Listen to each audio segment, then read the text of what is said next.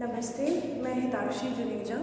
मैं आपकी केमिस्ट्री की लेक्चरर हूँ और मैं आपका इनऑर्गेनिक केमिस्ट्री का बीएससी पार्ट 2 का एक टॉपिक पढ़ाने जा रही हूँ जिसका नाम है कोऑर्डिनेशन केमिस्ट्री।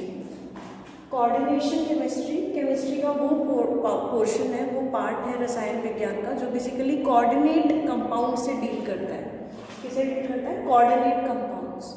अब कोऑर्डिनेट कंपाउंड्स वो होते हैं जिनके अंदर कोऑर्डिनेट बॉन्ड्स होते हैं। ठीक है, कोऑर्डिनेट कंपाउंड्स वो होते हैं जिनके अंदर कोऑर्डिनेट बॉन्ड्स हो।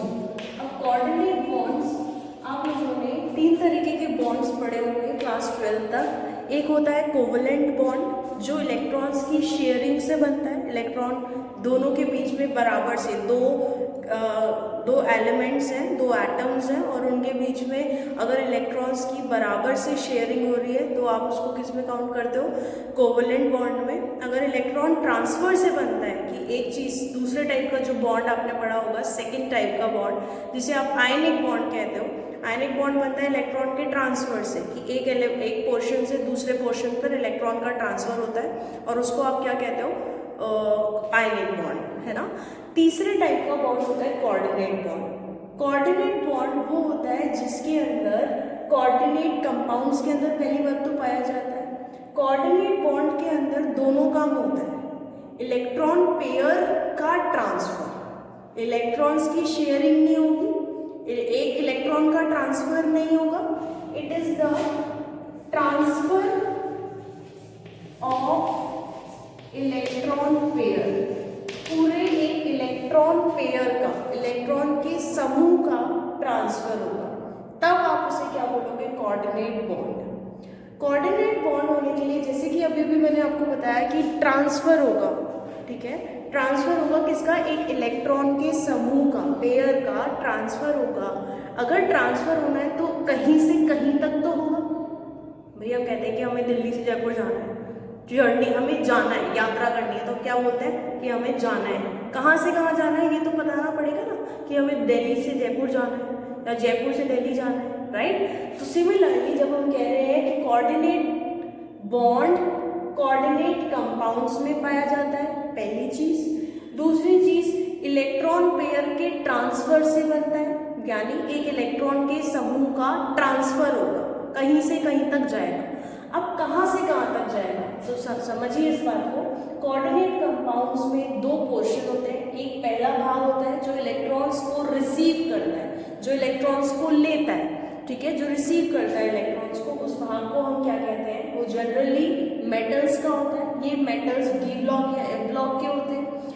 मेटल्स ही क्यों इलेक्ट्रॉन्स को एक्सेप्ट करते हैं? इस बात का जवाब ये है, क्यों दूसरे मॉलिक्यूल्स या दूसरे एटम्स इलेक्ट्रॉन्स को एक्सेप्ट नहीं करते, मेटल्स ही क्यों एक्सेप्ट करते हैं? क्योंकि मेटल्स के पास क्या प्रेजेंट होता है? Empty D orbitals. एम्प्टी मतलब होता है रिक्त। ऑर्बिटल्स की उपलब्धि होती यहाँ पर होती, प्रेजेंट होते हैं इलेक्ट्रॉन्स, प्रेजेंट ऑर्बिटल्स प्रेजेंट होते हैं और उन ऑर्बिटल्स के अंदर इलेक्ट्रॉन्स को एक्सेप्ट किया जा सकता है। इसीलिए कोऑर्डिनेट कंपाउंड का एक भाग मेटल्स का बना होता है, वो डी ब्लॉक या एफ ब्लॉक के होते हैं। मैं ये नहीं कह रही कि सिर्फ डी और एफ ब्लॉक के होते हैं, वो एस के भी हो सकते हैं। ये इलेक्ट्रॉन्स को एक्सेप्ट करते हैं। क्यों करते हैं? क्योंकि इनके पास खाली ऑर्बिटल्स हैं, ठीक है। आप कोई भी गेस्ट जो है वो होटल्स में जाकर रहते हैं, पर उन्हीं होटल्स में रह पाएंगे ना जिनके अंदर खाली कमरे हो, व्यवस्था हो रहने की, जहाँ सारे रूम्स बुक्ड हैं, जिनमें ऑलरेडी लोग हैं, तो वहाँ तो नहीं रह सकते। सिमिलरली वही पोर्शन इलेक्ट्रॉन्स को एक्सेप्ट कर पाएंगे जो इलेक्ट्रॉन्स को रखने की सुविधा भी दे, यानी जिनके पास खाली ऑर्बिटल्स हो इलेक्ट्रॉन्स को रखने के लिए, और वो होते हैं मेटल्स। कौन से मेटल्स? डी और एफ ब्लॉक के एलिमेंट्स, राइट। दूसरे भाग जो कोऑर्डिनेट कंपाउंड्स का दूसरा पार्ट, दूसरा पोर्शन, दूसरा भाग वो होता है जो इलेक्ट्रॉन्स को डोनेट करेगा, ठीक है, जो इलेक्ट्रॉन्स को देगा, डोनेट करेगा, ठीक है। उस पोर्शन वो वाला जो पोर्शन है, ये सेकंड पार्ट जिसकी मैं बात कर रही हूँ, ये वो वाला ही पोर्शन होगा जो खुद इलेक्ट्रॉन रिच हो, जिसके अंदर खुद के अंदर बहुत सारे इलेक्ट्रॉन्स प्रेजेंट हो, ठीक है। जैसे कि एनायन जिसके ऊपर बहुत ज़्यादा नेगेटिव चार्ज होता है, जैसे कि न्यूट्रल मॉलिक्यूल्स वो वाले मॉलिक्यूल जिनके ऊपर कोई चार्ज तो नहीं है पर उनके पास कुछ अनपेयर्ड इलेक्ट्रॉन्स हैं। क्या प्रेजेंट है आपके पास? Unpaired electron. अब ये अनपेयर्ड इलेक्ट्रॉन्स क्या होते हैं? वो इलेक्ट्रॉन्स जो यूज में ही नहीं आए हैं, जो किसके यूज में नहीं आए? बॉन्डिंग के काम ही नहीं आए। जैसे क्लोरीन, आपने सुना होगा क्लोरीन की वैल्यू 1 2 3 4 5 6 और 7। तो ये जो सातवां एक इलेक्ट्रॉन है ये तो यूज हो जाता है, पर ये इलेक्ट्रॉन पेयर, ये वाला इलेक्ट्रॉन पेयर, ये वाला इलेक्ट्रॉन पेयर क्या है? अनयूज्ड है। तो इलेक्ट्रॉन के वो पेयर जो अनपेयर्ड है, जो अनयूज्ड है, अनपेयर्ड इलेक्ट्रॉन, वो इलेक्ट्रॉन्स अगर किसी मॉलिक्यूल के ऊपर प्रेजेंट है, जैसे क्लोरीन के ऊपर प्रेजेंट है, तो वो भी पार्ट 2 यानी भाग 2 की तरह वर्क करता है कोऑर्डिनेशन कंपाउंड्स में। यानी अभी तक हमने क्या सीखा? कोऑर्डिनेशन केमिस्ट्री का वो पोर्शन है जो बेसिकली डील करता है उन कंपाउंड्स के साथ जिनके अंदर कोऑर्डिनेट बॉन्ड्स हो। अब कोऑर्डिनेट बॉन्ड्स क्या होते हैं? कोऑर्डिनेट बॉन्ड वो होता है जिसमें इलेक्ट्रॉन के पेयर का ट्रांसफर हो। आयनिक बॉन्ड से कैसे डिफरेंट है? कैटायन एनायन Na+Cl- पढ़ा होगा आपने। वो इलेक्ट्रॉन, सिर्फ एक इलेक्ट्रॉन का ट्रांसफर होता था Na से Cl पे, वो आयनिक था, राइट। ये कौन सा है? कोऑर्डिनेट है। कोऑर्डिनेट बॉन्ड कौन सा होता है? जिसमें एक इलेक्ट्रॉन का जो पेयर है, समूह है, उसका ट्रांसफर हो एक पोर्शन से दूसरे पोर्शन। क्या बोला मैंने? कोऑर्डिनेट बॉन्ड वो होता है जिसमें इलेक्ट्रॉन पेयर का ट्रांसफर एक पोर्शन से दूसरे पोर्शन में हो। अब वो एक पोर्शन कौन सा होता है? जो इलेक्ट्रॉन को रिसीव करेगा, लेगा। वो पोर्शन कौन सा है? मेटल का, डी ब्लॉक का, एफ ब्लॉक का। डी और एफ ब्लॉक के मेटल्स। ये क्यों इलेक्ट्रॉन्स को रिसीव करते हैं? क्योंकि इनके पास उनको रखने की व्यवस्था है। क्या व्यवस्था है उनके पास? एम्प्टी ऑर्बिटल्स है, खाली रिक्त ऑर्बिटल्स है उन इलेक्ट्रॉन्स को रखने के लिए। दूसरा भाग कोऑर्डिनेट कंपाउंड का वो होता है जो इलेक्ट्रॉन्स को डोनेट करेगा, देगा। किसको देगा? पार्ट 1 को देगा। कौन दे सकता है? इलेक्ट्रॉन को डोनेट वही कर सकता है जिसके खुद के पास बहुत सारे इलेक्ट्रॉन्स हो। जैसे कि एग्जाम्पल के लिए आप देख सकते हो एनायंस, जो नेगेटिवली चार्ज एनायंस होते हैं वो, न्यूट्रल मॉलिक्यूल्स, पर वो न्यूट्रल मॉलिक्यूल्स जिनके पास अनपेयर्ड इलेक्ट्रॉन्स हो यानी अनयूज्ड, जो बॉन्डिंग में पार्टिसिपेट नहीं कर रहे हैं, जो बॉन्डिंग में अपना रोल नहीं प्ले कर रहे हैं, मतलब बॉन्डिंग में यूज नहीं हो रहे, वो वाले इलेक्ट्रॉन्स ये डोनेट कर सकता है। तो दो तरीके के मॉलिक्यूल या दो तरीके की चीजें भाग 2 बनाती है, एनायन, ठीक है, और एक न्यूट्रल मॉलिक्यूल। न्यूट्रल मॉलिक्यूल पर वो न्यूट्रल मतलब होता है जिसमें कोई चार्ज ना हो, बिना चार्ज का मॉलिक्यूल, पर उसके पास अनयूज्ड, अनपार्टिसिपेटेड, बिना पार्टिसिपेशन वाले इलेक्ट्रॉन्स होने जरूरी हैं। तो ये कोऑर्डिनेशन केमिस्ट्री का बेसिक्स है। अब कोऑर्डिनेशन केमिस्ट्री के मैं आपको जनरल एग्जांपल्स देखती हूँ जिससे आपको ये लगे कि आप लोगों ने इनके बारे में कहीं तो सुना हुआ है। जैसे कि पहला एग्जाम्पल है इसका कोऑर्डिनेट कंपाउंड का। फर्स्ट एग्जाम्पल मैं आपको देती हूँ जो आपने नॉर्मल पढ़ा हुआ होगा, सुना होगा आपको, तो ताकि आपको ये ना लगे कि ये सुना है, सुना नहीं है, ठीक है। एग्जाम्पल्स ऑफ एग्जाम्पल, पहला एग्जाम्पल इसका होता है जो आपने बायोलॉजी में पढ़ा है, क्लोरोफिल। क्लोरोफिल एक ऐसा कोऑर्डिनेशन कंपाउंड भी है, ये भी एक कोऑर्डिनेशन कंपाउंड है जो पत्तियों में ग्रीन कलर के लिए रिस्पॉन्सिबल होता है, ठीक है। और ये कंपाउंड पर किसका बना हुआ होता है? इसके अंदर जो पार्ट 1 जिसे मैं कहती हूँ, जो मेटल वाला पोर्शन है, वो कौन सा है? मैग्नीशियम का, ठीक है। ये S ब्लॉक का है, बट आई टोल्ड यू कि D ब्लॉक, F ब्लॉक के साथ S ब्लॉक के एलिमेंट्स भी कई बार कोऑर्डिनेशन कंपाउंड्स बनाते हैं। दूसरा अच्छा सा एग्जाम्पल है इसका विटामिन बी का, विटामिन B12।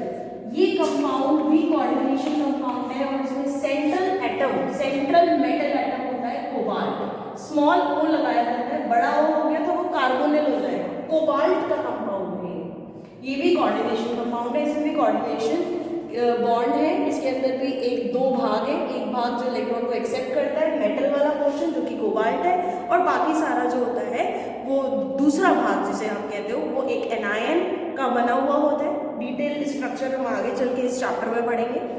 लास्ट वाला थर्ड एग्जाम्पल आप लोगों ने सुना हुआ होगा, हीमोग्लोबिन। हीमोग्लोबिन जो एक मॉलिक्यूल है जो ब्लड को रेड कलर देता है, रक्त को रेड कलर जो होता है वो हीमोग्लोबिन की वजह से होता है, हम लोगों ने पढ़ा हुआ है बायोलॉजी में। तो ये कंपाउंड भी एक कोऑर्डिनेशन कंपाउंड है, और किसका बना होता है? आयरन का, Fe का। यहाँ पर Fe will be acting as a metal atom, central metal atom. ठीक है, ये कुछ एग्जाम्पल्स हैं। इन एग्जाम्पल से क्या हुआ कि थोड़ा सा आपको ये लगने लगा कि हाँ हमने सुना हुआ है, राइट? ठीक है, चलिए एग्जाम्पल्स के बाद अब हम लोग इसकी डिटेलिंग पढ़ते हैं कि कोऑर्डिनेशन केमिस्ट्री की बात स्टार्ट कहाँ से हुई थी।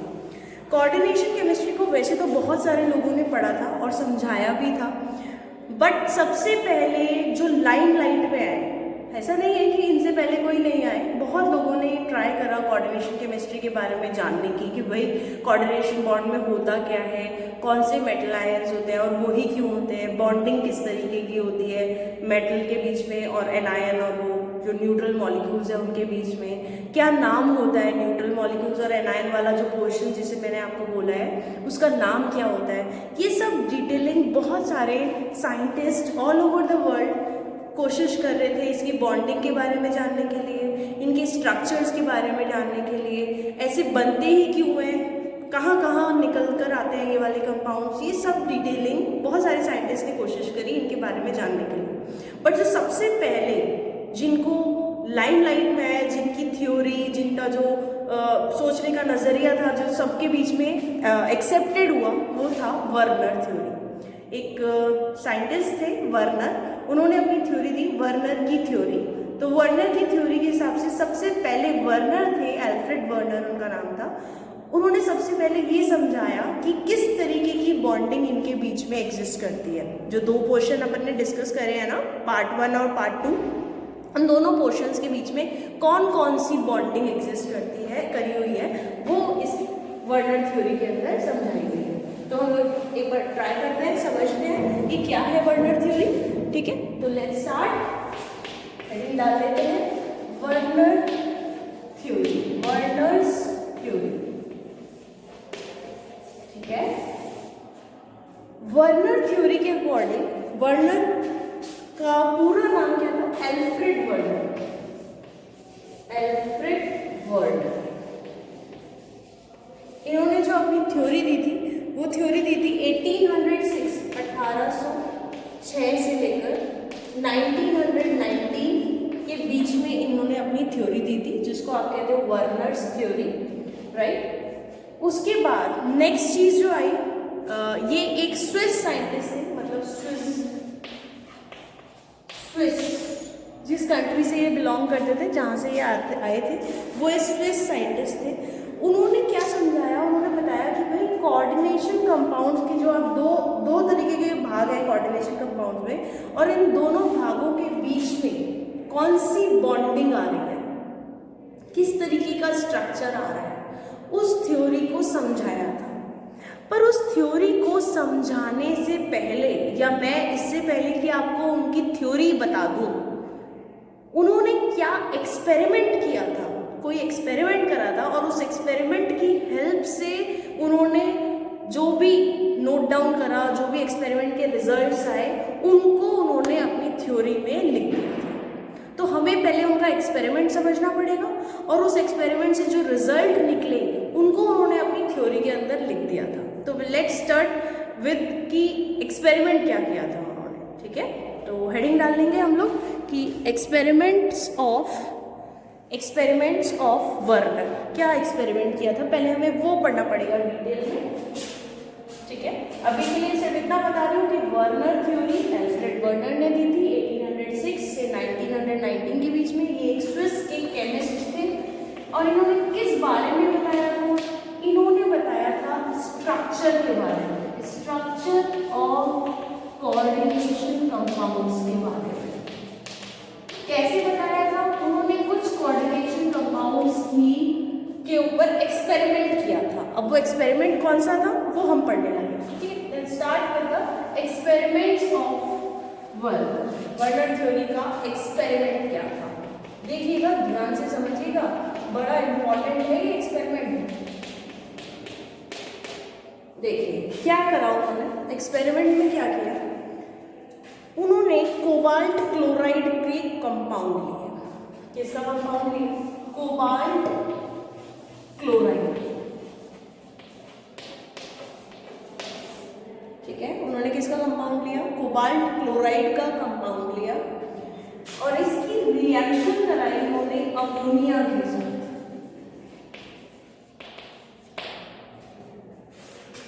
कोबाल्ट क्लोराइड के कंपाउंड्स लिए COCl3 और COCl3 की रिएक्शन करवाई ammonia NH3, access of ammonia के साथ रिएक्शन करवाई, बहुत सारा अमोनिया। हुआ क्या, समझने वाली बात क्या है कि हुआ क्या कि कोबाल्ट क्लोराइड और अमोनिया के बड़े अलग अलग टाइप के कंपाउंड्स बने।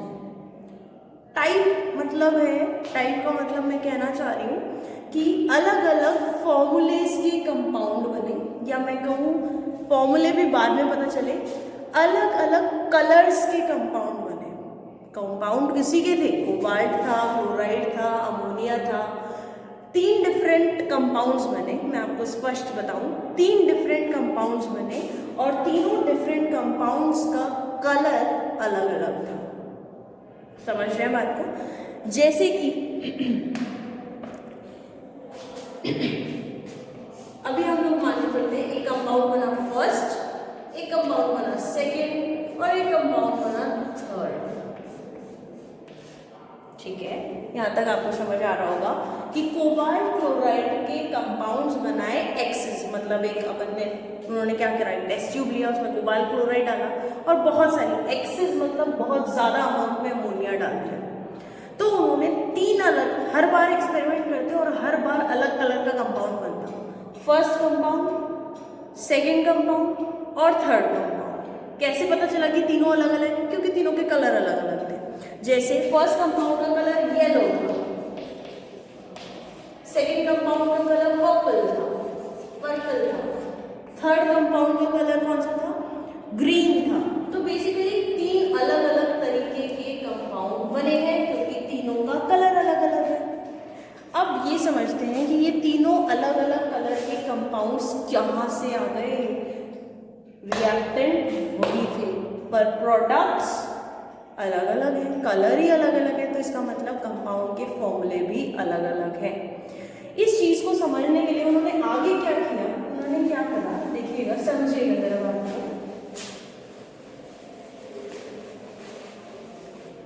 उन्होंने फर्स्ट कंपाउंड जो येलो कलर का था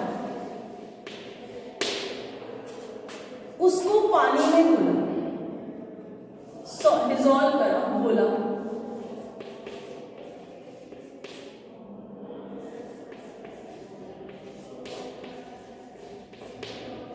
जब पहले कंपाउंड जो येलो कलर का था उसको पानी में घोला तो उसमें से 3 क्लोराइड आयन Cl- आयन निकल आए। कितने क्लोराइड आयन निकल आए? 3 क्लोराइड आयन, 3 मोल कह देते हैं बेसिकली। जब 1 मोल येलो कलर वाला कंपाउंड जो कोबाल्ट क्लोराइड और अमोनिया की रिएक्शन से बना था, उसके 1 मोल कंपाउंड को जब उन्होंने पानी में घोला तो उससे 3 मोल क्लोराइड आयन बने। ठीक है, जब उन्होंने सेकेंड वाला कंपाउंड लिया जिसका कलर मैंने अभी आपको बताया था पर्पल था और उसका भी 1 मोल लिया, पानी में घोला तो उससे 2 मोल क्लोराइड आयन बने। और जब उन्होंने तीसरा कंपाउंड लिया जिसका कलर मैंने अभी भी आपको बताया है ग्रीन था, उसका भी 1 मोल लिया और पानी में घोला तो 1 मोल क्लोराइड आयन बना। समझिएगा बात को। देखिए, ये तीनों कंपाउंड्स कोबाल्ट क्लोराइड COCl3 की अमोनिया से अभिक्रिया से बने थे। तीनों अलग अलग हैं क्योंकि कलर अलग अलग है, पर क्या चीज़ अलग है, क्या ऐसा है जो इनके कलर्स को अलग अलग कर रहा है, वो हमें फिगर आउट करना है, वो हमें जानना है, ठीक है। तो हम कैसे करेंगे कि हम पहले 1 मोल पीले वाले कंपाउंड का पानी में घोलेंगे तो 3 मोल आयन बने, 1 मोल पर्पल वाले कंपाउंड का हम घोलेंगे पानी में तो 2 मोल क्लोराइड आयन बने, 1 मोल ग्रीन वाले कंपाउंड का अगर हम पानी में घोलेंगे तो 1 मोल क्लोराइड आयन बने, ऐसा देखा एल्फ्रेड ने, ठीक। जो ये तो आई उनकी ऑब्जर्वेशन, सिर्फ दिख रहा है कोबाल्ट क्लोराइड लिया टेस्ट ट्यूब में, ऊपर से अमोनिया डाला, 3 कंपाउंड्स अलग अलग बने, एक बार पीला बना, एक बार पर्पल बना, एक बार ग्रीन बना, ठीक है। और तीनों कंपाउंड्स को जब उन्होंने पानी में घोला तो अलग अलग आयंस का नंबर अलग अलग था, एक में 3 क्लोराइड आयन निकल कर आए, एक में 2 आए, एक में 1 ही आया, राइट। तो ये तो थी उनकी ऑब्जर्वेशन, एक्सपेरिमेंट करा और जो जो दिखा वो उन्होंने लिख लिया। अब इस जो ऑब्जर्वेशन है उससे क्या कंक्लूड करते हैं कि ये जो कंपाउंड्स हैं इनके स्ट्रक्चर में ऐसा क्या था कि तीनों में आयंस का नंबर अलग आ रहा है, तीनों का कलर अलग आ रहा है, ऐसा क्या था इनके स्ट्रक्चर्स में। अब देखते हैं हम कि इनके स्ट्रक्चर्स में क्या था। देखिएगा पहले वाले येलो वाले कंपाउंड का जो उन्होंने एक्सरे रिफ्रैक्शन करा, एक्सरे निकाला तो उसका स्ट्रक्चर ऐसा था, COCl3.6 अमोनिया, ये था। तो ये जो 3 क्लोराइड थे ना, वो 3 क्लोराइड पानी में घुलने पर अलग हो गए थे। यहां देखिए इसका फॉर्मूला था COCl3.5NH3। तो इनमें भी 3 है, देखिएगा 3 क्लोराइड आयन है, पर निकल कर कितने आ रहे हैं, सिर्फ 2 मोल क्लोराइड आयन आ रहे हैं। तीसरा जो ग्रीन वाला कंपाउंड था उसका फॉर्मूला था COCl3.4 अमोनिया। इसमें भी देखिएगा 3 क्लोराइड आयन है, पर पानी में घोलने पर सिर्फ 1 क्लोराइड आयन का मोल ही बाहर डिसोसिएट हुआ है, विभाजित हुआ है, तीनों क्लोराइड पानी में नहीं निकल पाए हैं, ठीक है। तो अब रीजन समझते हैं कि ऐसा क्या हुआ। एक्सपेरिमेंट क्लियर है, जो रिजल्ट आए वो क्लियर है, ऑब्जर्वेशन जिसे कह रहे हैं हम, ठीक है। जो उन्होंने ऑब्जर्व करा कि 3 अलग अलग कलर के कंपाउंड है, तीनों का फॉर्मूला अलग अलग है, एक में 6 अमोनिया है डॉट के बाद, एक में 5 अमोनिया, एक में 4 अमोनिया है, और तीनों के केस में पानी में घोलने पर आयंस में जो विभाजित हो रहे हैं उन आयंस का नंबर अलग अलग है, एक में 3 क्लोराइड, एक में 2 क्लोराइड और एक में 1 क्लोराइड आयन निकल कर आया, ठीक है। तो इस ऑब्जर्वेशन से को उन्होंने कैसे स्ट्रक्चर से रिलेट करा, कैसे COCl3.6NH3 का ऐसा क्या स्ट्रक्चर था जो उसमें से 3 निकल कर आए क्लोराइड, COCl3.5NH3 के स्ट्रक्चर में ऐसा क्या था जो उसमें से 2 ही क्लोराइड निकल कर आ पाए, एक अंदर ही रह गया, है ना। और यहाँ पर 3 क्लोराइड में से 1 ही निकल कर आया और अभी 2 अभी भी अंदर ही रह गए, 3 क्लोराइड थे उसमें से 1 ही बाहर निकल कर आया और बाकी अंदर ही रह गए। तो इन ऑब्जर्वेशन से उन्होंने अपने रिजल्ट निकाले और उन रिजल्ट्स को ही हम कहते हैं थ्योरी। क्या रिजल्ट निकाले समझिएगा, उन्होंने, मैं इसको रब कर रही हूँ, और जो उन्होंने रिजल्ट्स निकाले वो क्या थे। सबसे पहला रिजल्ट उनका ये था कि फर्स्ट नंबर पे कोऑर्डिनेशन कंपाउंड में, कोऑर्डिनेशन कंपाउंड के मेटल आयन की 2 प्रकार की वैलेंसी होती है।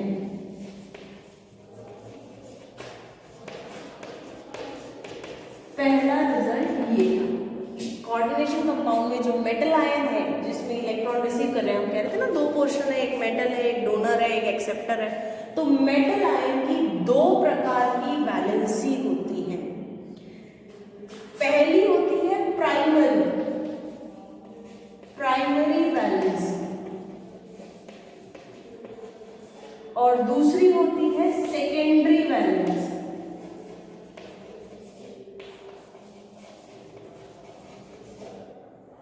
ठीक है, प्राइमरी वैलेंसी वो होती है जो मेटल आयन की 2 तरीके की वैलेंसी होती है, एक प्राइमरी और एक सेकेंडरी। प्राइमरी वैलेंसीज वो होती हैं जो आयनाइज हो जाती है, जिनको आप विभाजित कर सकते हो आयंस में, आयनाइजेबल, ठीक है, जो आयनाइज हो सकती है, जो आयंस में विभाजित हो सकती है, जो आयन में विभाजित हो सकती है वो कहलाती है प्राइमरी वैलेंसीज। और जो विभाजित नहीं हो सकती, नॉन आयनाइजेबल जिन्हें कहते हैं,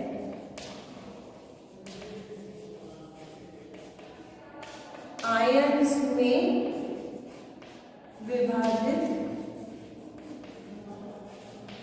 नहीं हो सकती,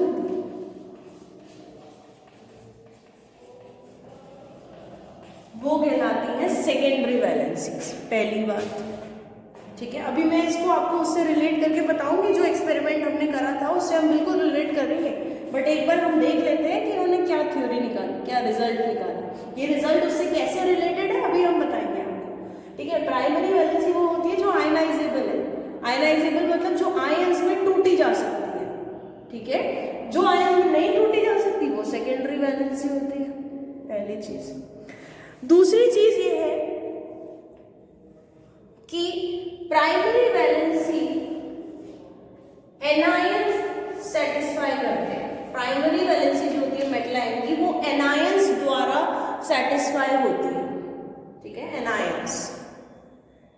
दूसरी चीज सेकेंडरी वैलेंसी या तो एनायंस के द्वारा सेटिस्फाई हो सकती है या फिर न्यूट्रल मॉलिक्यूल के द्वारा भी सेटिस्फाई हो सकती है, दोनों के द्वारा भी सेटिस्फाई हो सकती है, ठीक है। प्राइमरी वैलेंसी को पूरा करा जा सकता है एनायंस से और सेकेंडरी वैलेंसी को पूरा करा जा सकता है एनायंस या फिर न्यूट्रल मॉलिक्यूल्स की हेल्प से, ठीक है। तीसरी चीज, प्राइमरी वैलेंसी जो एनायन से सेटिस्फाइड होती है, जो आयन में विभाजित हो सकती है, मेटल के ऑक्सीडेशन नंबर को बताती है। किसको बताती है? ऑक्सीडेशन के नंबर को बताती है। और सेकेंडरी वैलेंसी मेटल से कितने कोऑर्डिनेट बॉन्ड बने हुए हैं उसको बताती है। समझ रहे हैं? ये तो मेटल का प्राइमरी वैलेंसी जो है वो मेटल का ऑक्सीडेशन नंबर बताती है, जबकि जो सेकेंडरी वैलेंसी है वो मेटल से कितने कोऑर्डिनेट बॉन्ड बने हैं वो बताती है।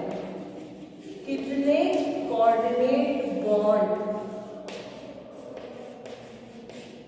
मेटल से बने हैं वो बताती है, ठीक है। तो ये प्राइमरी और सेकेंडरी वैलेंसीज के बारे में था कि वर्नर ने एक्सपेरिमेंट किया। एक्सपेरिमेंट के दौरान उन्होंने कोबाल्ट क्लोराइड की एक्सेस ऑफ अमोनिया, बहुत सारी अमोनिया के साथ रिएक्शन कराई। 3 डिफरेंट कलर के कंपाउंड बने, एक पीले रंग का, एक पर्पल रंग का और एक ग्रीन कलर का कंपाउंड बना। तीनों के कंपाउंड्स के फॉर्मूले अलग अलग थे। एक में COCl3.6 अमोनिया थे, 6 अमोनिया के मॉलिक्यूल थे, एक में 5 अमोनिया के मॉलिक्यूल थे और एक में 4। तीनों कंपाउंड्स को जब पानी में घोला गया तो पानी में घोलने पर आयंस का नंबर जिनमें वो विभाजित हुए वो अलग अलग थे। पहले में 3 क्लोराइड बने, दूसरे में 2 ही क्लोराइड आयन निकल कर आए और तीसरे में 1 क्लोराइड आयन बाहर निकल कर आया। यानी कि नंबर ऑफ आयंस तीनों के अंदर अलग अलग थे, ठीक है। आयंस का नंबर बिल्कुल डिफरेंट था तीनों के अंदर, ठीक है। ये थी उनकी ऑब्जर्वेशन। इस ऑब्जर्वेशन से उन्होंने जो रिजल्ट निकाला उसको अपनी थ्योरी में लिखा। उस थ्योरी में क्या लिखा था कि कोऑर्डिनेशन कंपाउंड में मौजूद मेटल आयन के 2 तरीके की वैलेंसी होती है, एक होती है प्राइमरी और एक होती है सेकेंडरी। प्राइमरी वैलेंसी आयनाइजेबल होती है, यानी आयंस में विभाजित हो जाती है, और सेकेंडरी वैलेंसी नॉन आयनाइजेबल होती है, जो आयंस में विभाजित नहीं हो सकती है, ठीक है। एनायंस द्वारा सेटिस्फाई होती है प्राइमरी, और सेकेंडरी होती है एनायंस और न्यूट्रल मॉलिक्यूल्स के द्वारा सेटिस्फाइड। तीसरी बात, प्राइमरी वैलेंसीज मेटल के ऑक्सीडेशन नंबर, ऑक्सीकरण नंबर को बताती है, जबकि सेकेंडरी वैलेंसी मेटल आयन से कितने कोऑर्डिनेट बॉन्ड जुड़े हुए हैं उसको बताती है। इस चीज को अब उनके ऑब्जर्वेशन से कैसे रिलेट करा गया है वो अभी हम समझते हैं, राइट।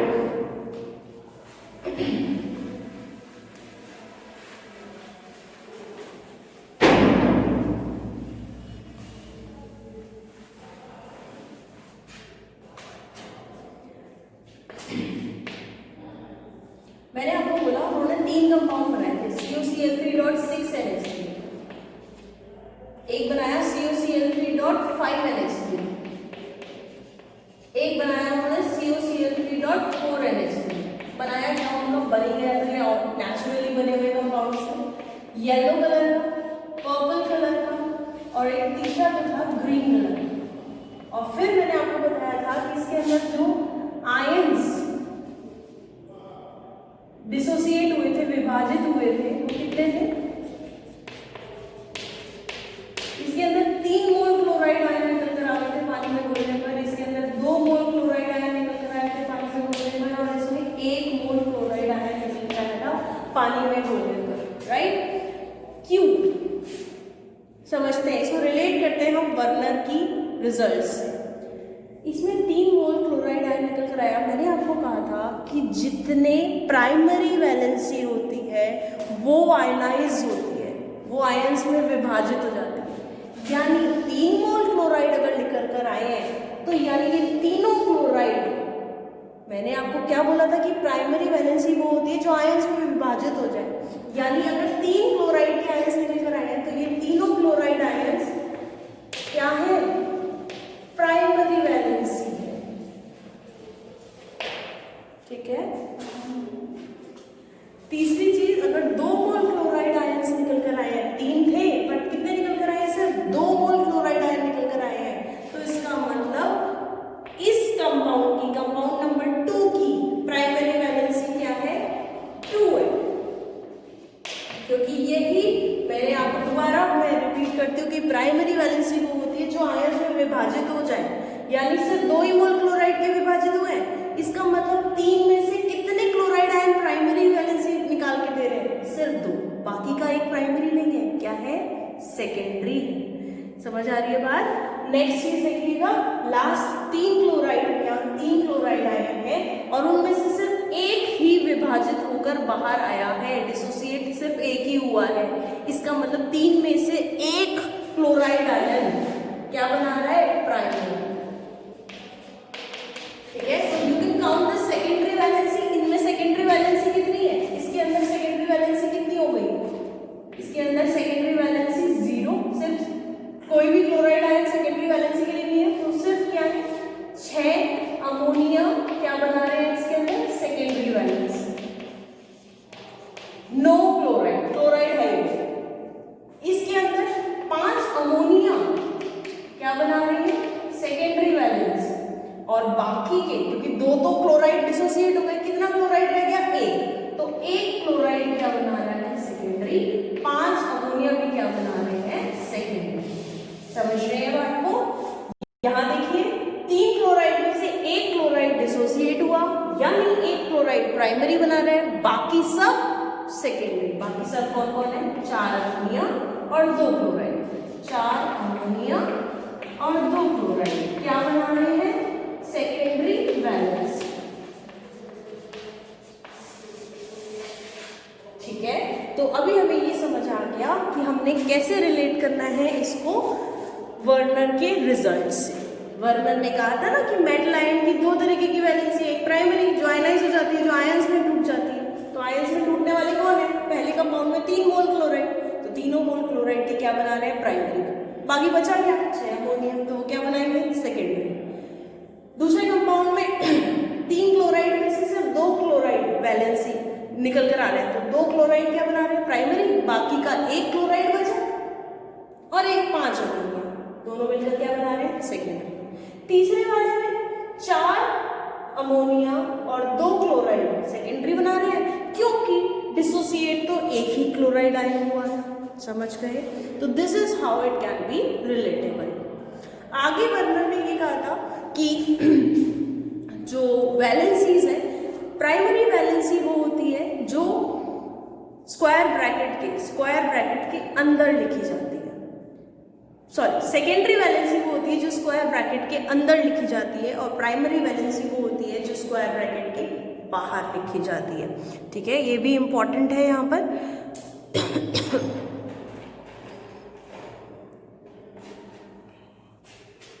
क्या बोला उन्होंने?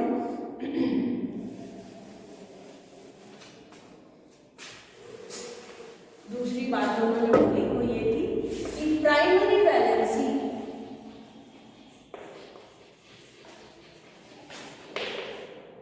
आउटसाइड द स्क्वायर ब्रैकेट लिखी जाती है और secondary valency inside the square bracket लिखी जाती है, अंदर लिखी जाती है और ये बाहर। तो यहाँ देख लेते हैं अपन, प्राइमरी वैलेंसी क्या थी, 3 लोग क्लोराइड प्राइमरी है। तो देखते हैं, कोबाल्ट बनाया, जैसे कि एग्जाम्पल के लिए ये वाला बताती हूँ मैं आपको। कोबाल्ट बनाया, स्क्वायर ब्रैकेट लगाया, मैंने कहा सेकेंडरी कहाँ लिखी जाती है, अंदर, और सेकेंडरी कौन है, 6 अमोनियम। तो आप लिखोगे NH3 का होल 6। मैंने आपसे दोबारा क्या कहा कि सेकेंडरी वैलेंसी कहाँ लिखी जाती है, ब्रैकेट के अंदर। तो सेकेंडरी वैलेंसी किससे बन रही है, पहले वाले कंपाउंड में देखते हैं, इस वाले CuCl3.6 NH3 में सेकेंडरी वैलेंसी है 6 अमोनिया। तो मैंने 6 अमोनिया अंदर बना दिए, क्योंकि सेकेंडरी वैलेंसी किससे पूरी होती है इसके अंदर, अमोनिया से। बाहर क्या लिखा जाएगा, प्राइमरी वैलेंसी, यानी तीनों क्लोराइड बाहर आ जाएंगे। ठीक है, नेक्स्ट कंपाउंड में देखते हैं, cobalt, secondary valency inside the bracket. तो इनसाइड में सेकेंडरी देखो कौन सी है, 5 तो अमोनिया है, देखिएगा 5 अमोनिया लिख दिया हमने और 1 क्लोराइड दिया। इसको बंद कर दिया स्क्वायर ब्रैकेट के अंदर, और बाहर हमारा क्या रह गया, 2 क्लोराइड, क्योंकि 2 क्लोराइड, ये 2 मोल क्लोराइड क्या बनाते हैं, प्राइमरी वैलेंसी। लास्ट वाले कंपाउंड में क्या हुआ, स्क्वायर ब्रैकेट बनाया, कोबाल्ट लिखा, अमोनिया के चारों मॉलिक्यूल सेकेंडरी में है, 2 क्लोराइड भी सेकेंडरी में है तो अंदर लिखे जाएंगे, 1 क्लोराइड प्राइमरी है तो हम बाहर लिख देंगे। तो this is how the structure of compound is. आज के लिए इतना ही है, थैंक यू सो मच।